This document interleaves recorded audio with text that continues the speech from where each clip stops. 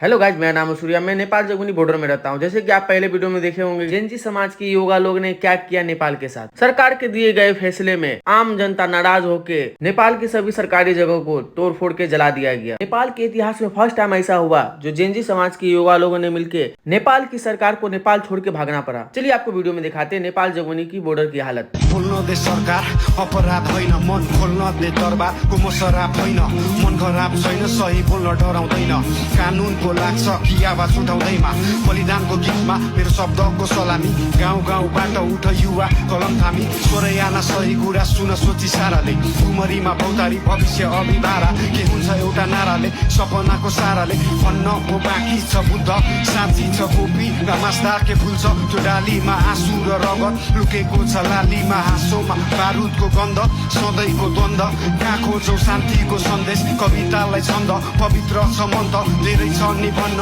कुरा सुख दुःखको मुखैको बन्द।